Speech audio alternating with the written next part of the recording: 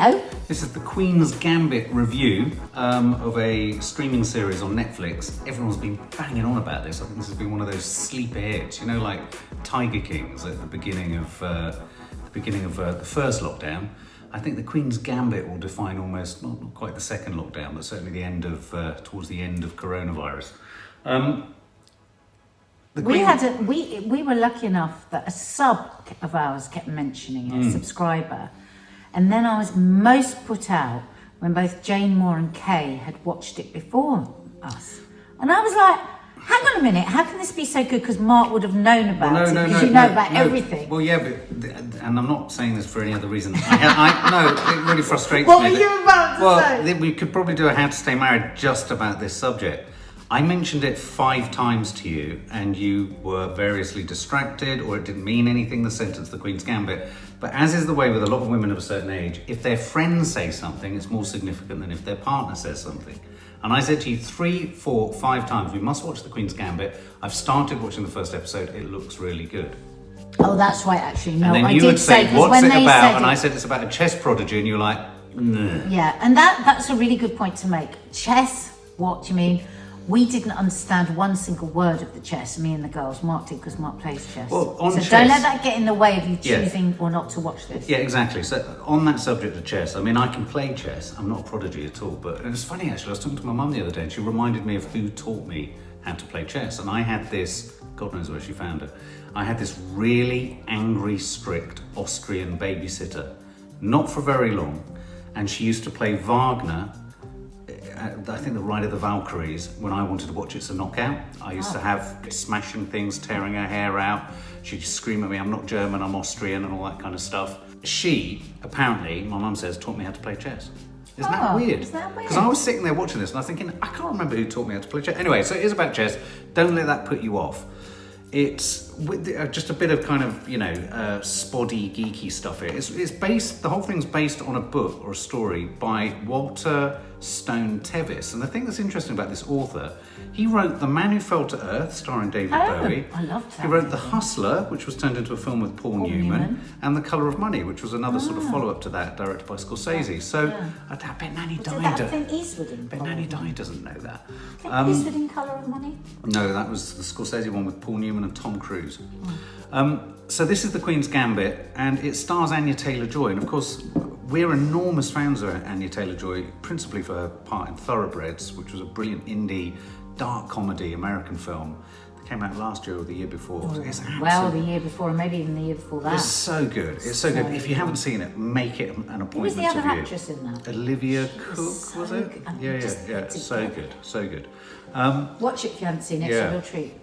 So, and this is so the Queen's Gambit is a 7-part series, miniseries on Netflix, all about the story, the narrative arc of a child chess prodigy. Orphan, coming from an orphan background. And we're not going to go through each episode, we're going to do a sort of overall review of the whole series, but suffice it to say, I love these shows that just kind of let you sit with characters for far longer than a movie ever would, don't you? Like Unorthodox. Yeah. Which was our first lockdown movie, and I miss her. I still miss the character from that, still to this day. I think about her often. Do you not? She really made a mark on me, that character. No, she was amazing. And similarly with this, I'm left with her character and with her journey and with her. Yeah, it was such a creeper on me. It really was. And it was also quite a creepy beginning because, of course, we are told... I didn't think I was going to want to watch it in the first sort of 20 minutes. I was a bit uncomfortable with it. Well, it's all that sort of institutionalisation of an orphanage, and you have this backstory that's kind of dribbled out to you. Dreadful misery, and I didn't want... And it's dribbled out to you, isn't it? The fact that her mum is involved in a sort of an act of attempted suicide. Anya Taylor-Joy is left orphaned, and she goes through this orphanage. And what I liked about the orphanage, the whole setup of her origin, if you like, and her childhood, it wasn't a great place, but it wasn't an awful place. Right. Do you know what I mean? Exactly. And that's what really, really won me over. Yeah. It was a decent enough place. Yeah, exactly. For the time, for the amount of children they were looking after. Yeah. The headmistress you know, in the first sort of 10 minutes spent with her, you just were thinking, oh my God, she's like, she's Mrs. Doubtfire, to then swinging back to, oh my God, is she going to end up being a maniac or sadist? I mean, I was waiting even for the drugs that were involved were actually just the way things were done. Just the way things were done, exactly. There wasn't sort of a sinister backstory. I was expecting it to go a bit American Horror Story on us, and it didn't. I thought, and also it reminds you how much more child-centric we are these days. Everybody's feelings are taken into consideration. We certainly are sort of middle-class life. So a lot of the stuff that made me smart at the beginning in the way that she spoke to her, again, for the time, children weren't asked how they felt. Children were seen and not heard. And it was just that. And actually throughout the whole series, the surprises. Is this a spoiler? Yeah. We're going to talk about everything. Okay. So, the chap downstairs, the guy in the basement. Everybody I've spoken to about this thought exactly the same. And I wonder if you do, Sub. When she goes downstairs, all my friends I've spoken to that have seen this, they'll go, oh God, here we go, he's going to be a paedophile. Yeah. Well, I thought he was a paedophile just because he was up a ladder. I mean, this is the terrible thing we now bring to things. Is that, he was an old, lonely man, yeah. and she was in a basement with him, and we just assumed he was going to be a paedophile. Well, we did for a minute, and then I jettisoned it quite quickly because I really wanted to believe in his humanity. Well, I got a bit scared when the other guy from the other school came in with his chess group and a present. I thought, oh God, are we moving into a paedophile ring now? Oh my God, were you? I thought, is she being groomed? Yeah. And actually, I mean, I really don't want to spoil the end. But what I would say is, this throughout it, you sort of stopping and starting with all these feelings, but it is a story of the absolute what I love so much, in the incredible reserves of the human spirit. And no matter who the character was, every character. Think of her friend, her friend who was jealous of her going off and being adopted. I mean, what a character. I mean, everything I expected to happen, I was surprised because it did the complete opposite. Yeah.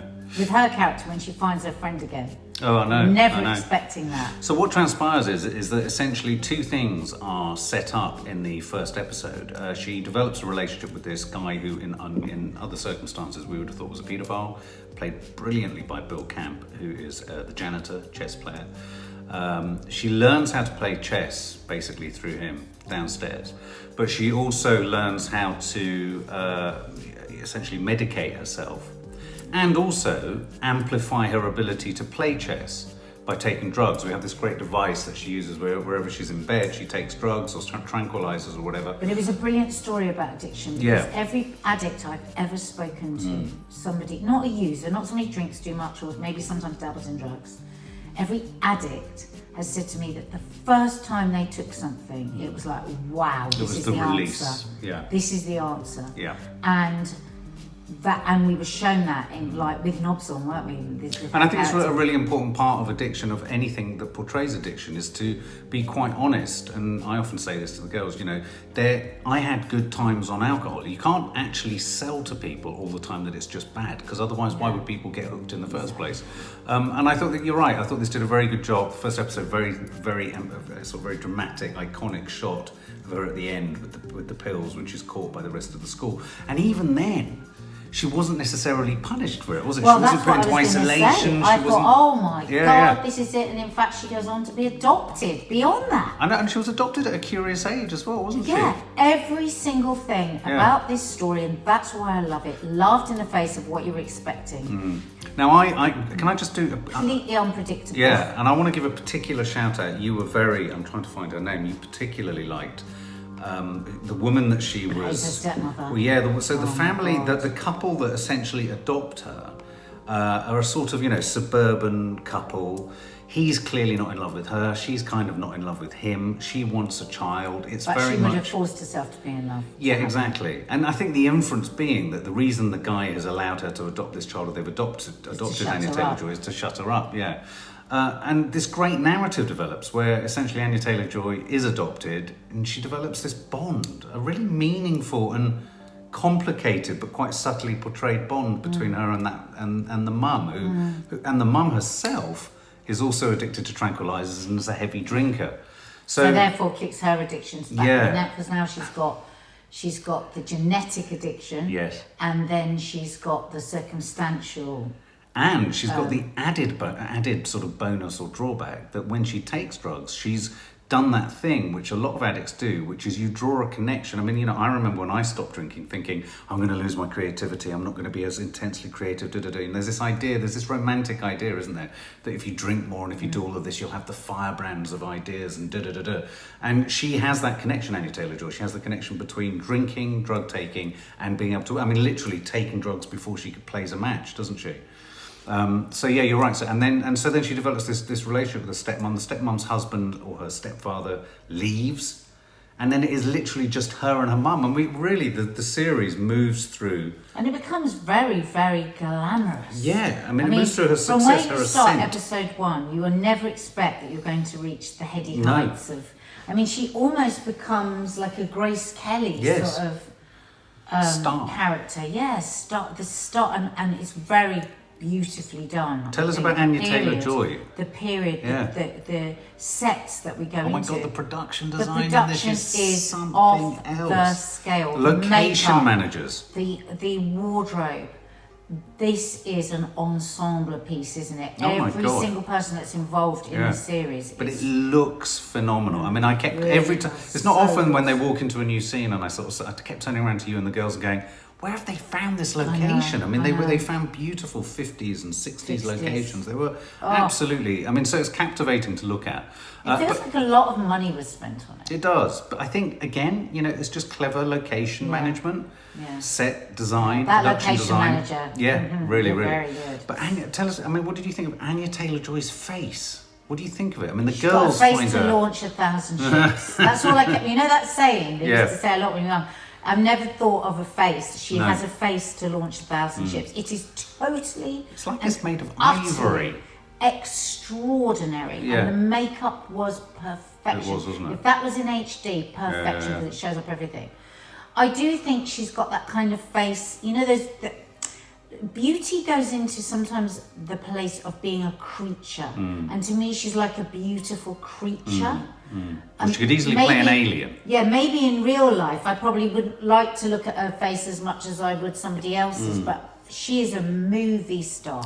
Did you think parallels were being drawn? I wondered at times, you know, there was a lot of emphasis put on if you know, the Sicilian movement. There's a lot of chess in it, but you know, and I would go so far as to say there was one whole episode that was quite boring. I think it was episode 4. It's a bit dull, there was one episode where it just went on a bit too much. And it's funny though, because my mum started to watch it. She likes it, but she said she found the first episode really slow. Oh, did she? Yeah. Well, I would wonder whether for some people there's too much chess, and there's a lot of talk of logistics and chess moves and stuff like that. And I was worried that. But I mean, honestly, that would be total yawn off for me. Yeah.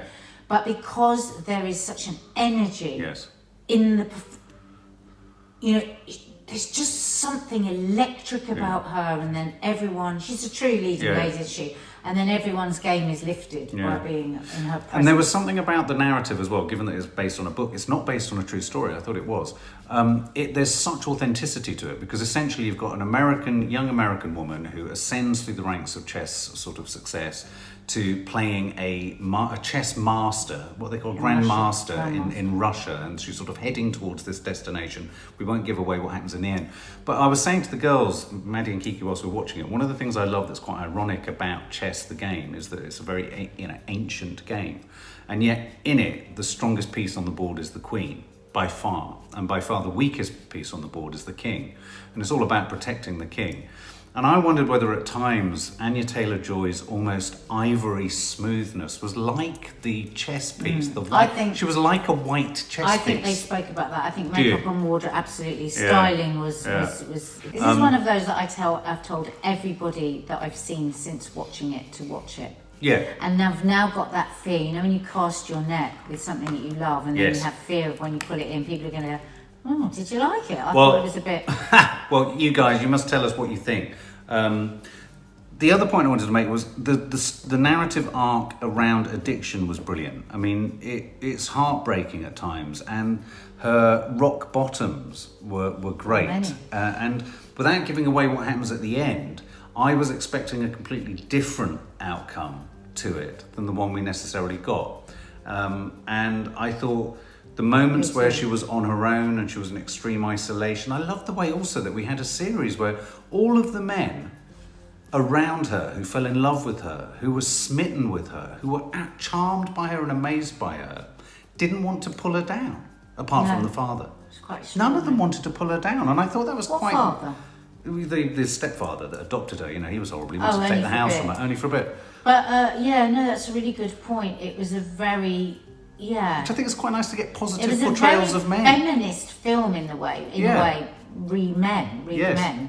They were in awe. But they were the pawns. I mean, I'm thinking of the parallels between them. In a strange way, the They janitor were all was moving around the queen. Yeah, exactly. And the janitor was, in a sense, the guy who taught her was the king that she was protecting the memory of. She was the queen. I quite like the whole analogy. And the guys were pawns, but there was a point towards the end where all of these great brains, and they're all chess players. Don't give away too much. No, are all trying to help and study for her and all that. And I thought there was no threat to their masculinity. No, they just did it. It's true. I hadn't thought of it. Yeah. I knew I was heartwarmed, but I didn't really know why. I mean, at the end, I would have to say that all of us were crying, but we won't tell you why. Yeah. So would you fully recommend? Was it a surprise? 100%. It was a really lovely surprise, and what I would urge is. I don't know a single chess move. I've been one of those people, chess, oh my God. Probably somebody once tried to sit me down at 6 and teach me how to do it, and I thought it was the most boring thing. And I loved it. And I didn't find the endless talk about chess boring at all. No. Because it's a bit like Shakespeare. When it's delivered properly, you don't actually have to understand every word, and yet you're carried by it. And that's what I felt when they were talking about the chess. Because the drama and the story was sort of injected into the dialogue about the chess. And also, it's that lovely thing of whenever you see someone who's expert at something or does something easily, it becomes quite magical and beautiful to watch. I likened it to, I said to Mark, my God, I just had no idea how bloody complicated chess is. Yeah. And also, I've never seen a film that is about the athleticism of the brain. It was like watching brain athletes. That's a really good point. That's what it was like, and I loved it. I love the observation you made though about chess. It was a really funny moment when Nadia said, "What I don't get is if they're all so brainy and they're playing this game and they're so good for years, why are they always surprised when?" It's so weird. Because but the reason for that. Oh my God, that, you've done that. It's like, did you not know? Well, because as they say at one point, there are so many different moves you can do. I mean, millions of different moves you can do. It's always, you are 8 moves ahead. So you get drawn back in a sense to, oh Christ, they haven't done one of the 86,000 I thought they'd do. They've done one of the 33,000 other ones that they do. I hadn't yet thought about. They're almost so intelligent, they can't believe that someone's gone even more intelligent than them. And that's I loved that. I loved that. So there is something, it's beautiful, it's a beautiful show. I'd say it gets a little bit baggy at one point, but don't let that one point around put you off. episode 4, episode 5. But literally, we hooked back in on the episode after it, and it was brilliant. It was the human story is as powerful as the kind of and the logistical human story. stories get better and better and better until you're in bits by the end of it. Top notch. Would you give it a score out of 100? Well, for that one baggy moment, I would give it 95. 95. Yeah, I think I'd give it the same. Top notch.